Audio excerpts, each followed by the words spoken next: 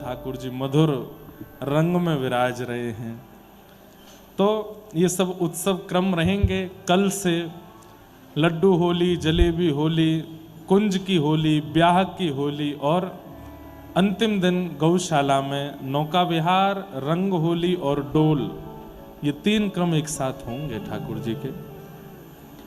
आज के मधुर कथा में प्रवेश करते हैं। कल हम लोग महात्म श्रवण कर रहे थे भागवत जी का, और महात्म में हम लोग श्रवण कर रहे थे कि कैसे ज्ञान और वैराग्य वृद्ध हो गए।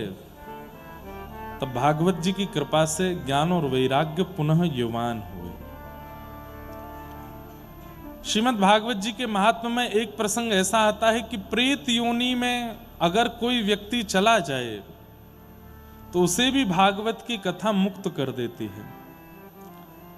बंधुओं बहुत ध्यान से सुने, प्रेत योनि कहते किसको है?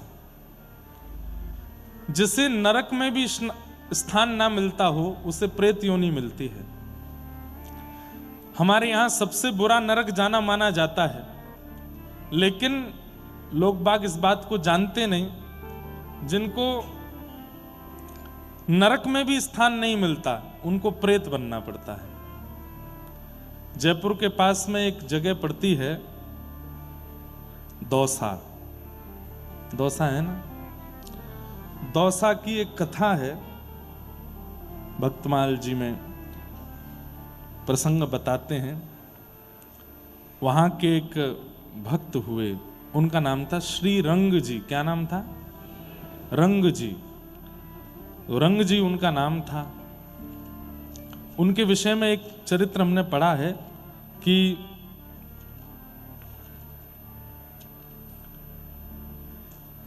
उनके दुकान में एक लड़का काम करता था।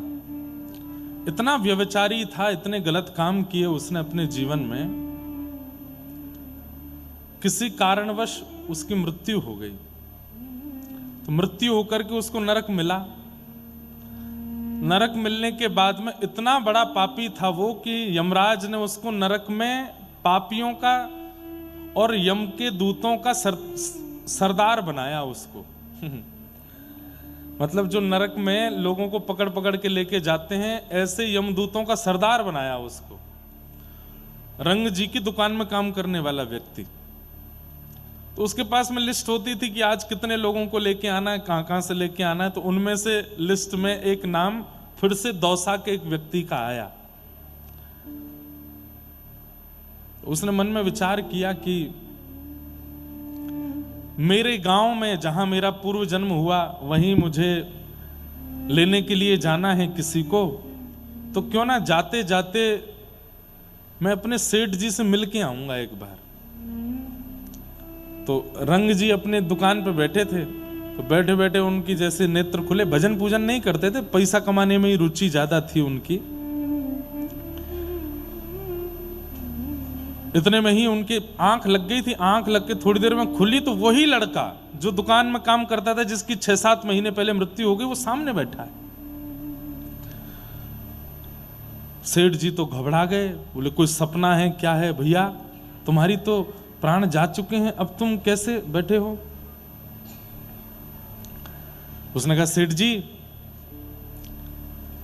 मुझे पहचान गए? बोले तुम्हें कैसे भूल जाएंगे, तुम हमारे दुकान में ही काम करते थे।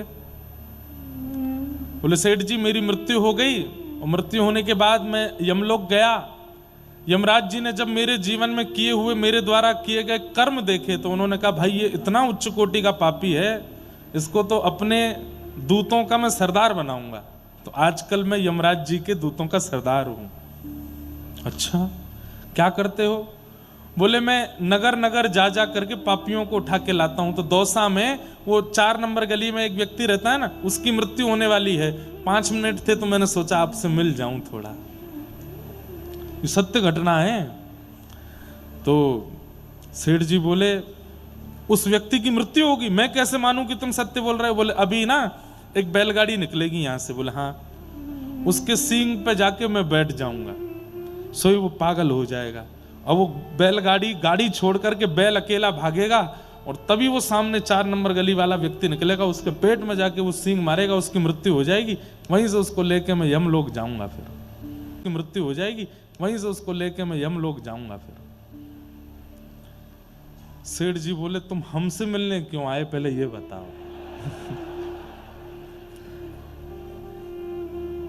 तब उस व्यक्ति ने क्या कहा, बोले मैं बहुत बुरा आदमी था, मैंने बहुत पाप किया अपने जीवन में, और मैं यमलोक जाकर के जब मैं देखता हूं ना, तो मुझे कई बार कुछ प्रियजनों की बड़ी याद आती है, और मुझे लगता है कि मैं उनको जाके समझा दूं कि मेरे जैसे कर्म मत करना कि तुम्हें नरक जाना पड़े। सेठ जी आप सत्य मानेंगे, मुझे मेरी मां की चिंता नहीं हुई, पिता की चिंता नहीं हुई, परिवार की चिंता नहीं हुई, पर मैंने इतने गलत काम जीवन भर किए, उसके बाद भी आप मुझे अपने यहां नौकरी पर रखते तो मुझे आपकी चिंता हो रही थी, इसलिए मैं आपको समझाने आया हूं। क्या ये गिनती करते करते जीवन निकल जाएगा?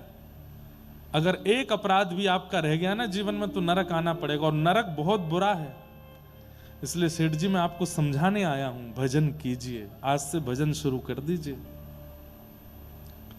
भजन बिन नर मर घट के भूत, श्यामा श्याम रमे रसना सो तिनको जान सपूत। भजन बिन नर मर घट के भूत। सेठ जी आप भजन प्रारंभ कर दो, और बस इतना कह करके क्या गिरा भाई, इतना कह करके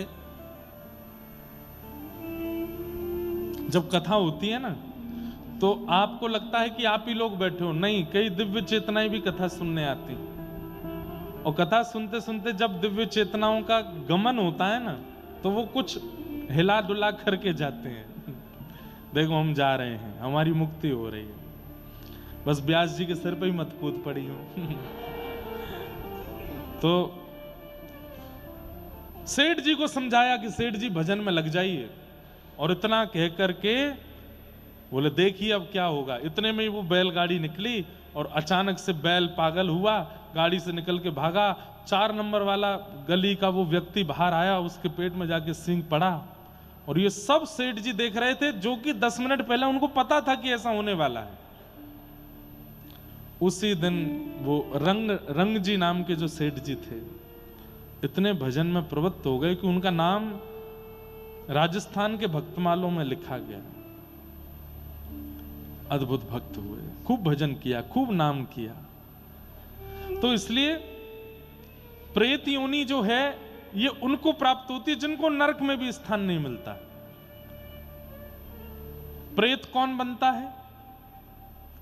विशेष रूप से प्रेत वे लोग भी बनते हैं जो एक ही गलती, ध्यान से सुनिएगा, एक ही गलती बार बार दोहराते हैं, बार बार दोहराते हैं, और बीच में कई बार उस गलती को ना करने का प्रण भी ले चुके हैं, संकल्प भी ले चुके हैं, लेकिन फिर भी दोहराते हैं, प्रेत बनते हैं। आपको संकल्प शब्द बहुत सामान्य लगता है, लेकिन संकल्प शब्द की महिमा बहुत है। संकल्प लेने के बाद अगर आप दोबारा उसी कृत्य में जाते हैं, तो फिर उसके दुष्परिणाम के रूप में प्रेत बनना पड़ता है। प्रेत कौन बनता है? दूसरा, मातृ पितृ द्रोह करने वाला। अपने सामने अपनी युवावस्था में मां के ऊपर कभी हाथ उठाया हो, पिता के ऊपर कभी हाथ उठाया हो, माता पिता को मारा पीटा हो, उनके गलत ना कहने पर भी सीधे साधे माता पिता को उत्पीड़ना करने वाला बालक प्रेत बनता है। वे वजह पत्नी को मारने वाला, वे वजह पति से लड़ने वाला, मतलब अब कई तो पत्नियां भी मारती हैं पति को, सीधे डिब्बा में ही काट के डाल देते हैं। ऐसा देश है हमारा।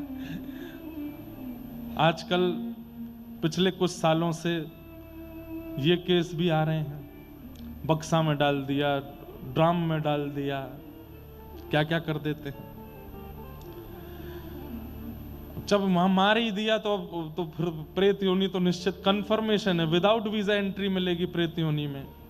लेकिन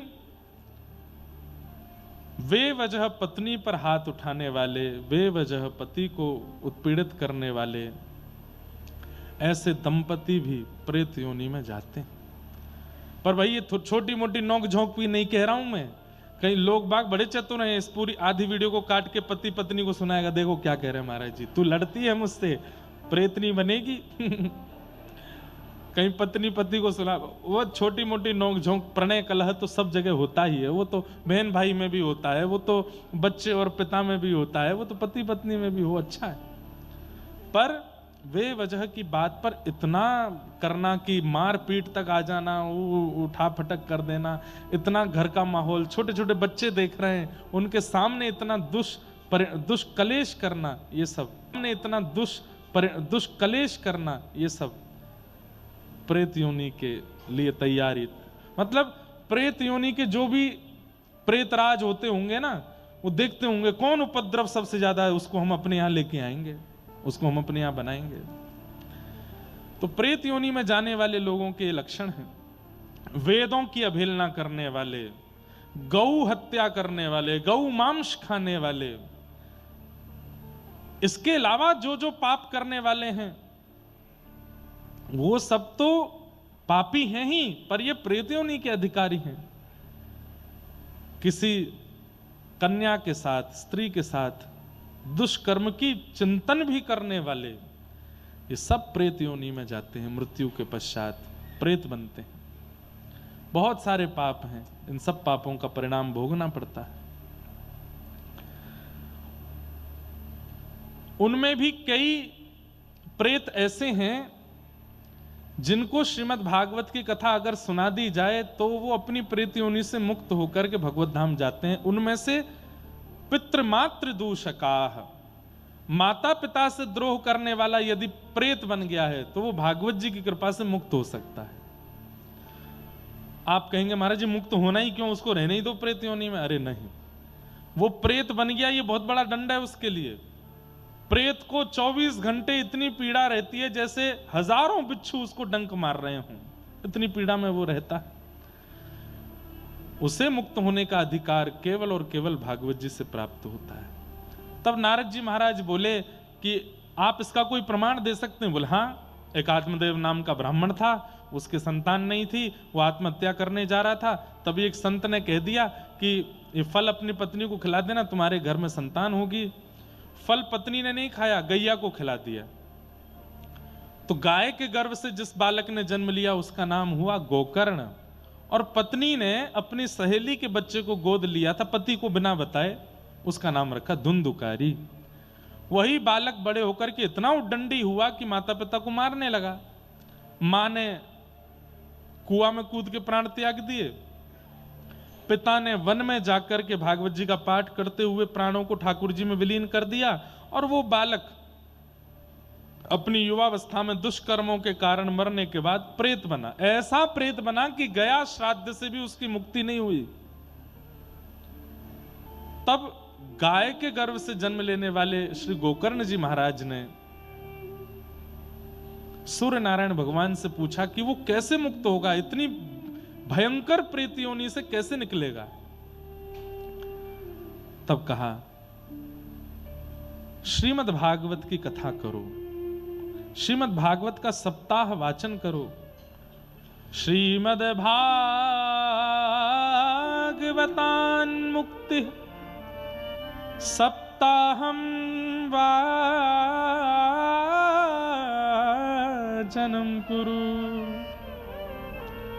श्रीमद् भागवत की सप्ताह कथा करो। इति सूर्यवचः वै धर्म रूपम तु विश्रुतम। भागवत की कथा कराओ। सूर्य नारायण ने आज्ञा देकर के कहा, उससे वो प्रेत योनि से मुक्त होगा।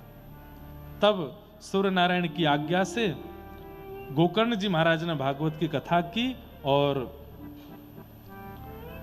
धुंधुकारी प्रेत योनि से मुक्त होकर के शंख चक्र गदा पद्म जैसे चतुर्भुज रूप धारण करके भगवत धाम को प्रस्थान कर गया।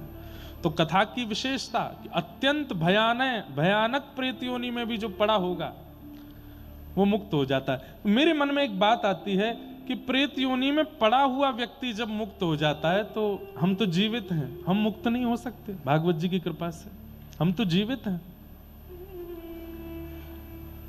श्रीमद् भागवत प्रेत योनि में पड़े को मुक्त करती है और जीवितों को सावधान करती है कि ऐसा नहीं करना कि तुमको प्रेत बनना पड़े।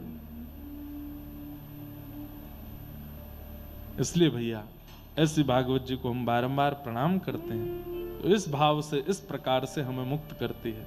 इस प्रकार भागवत जी का महात्म्य यहाँ पूर्ण हुआ।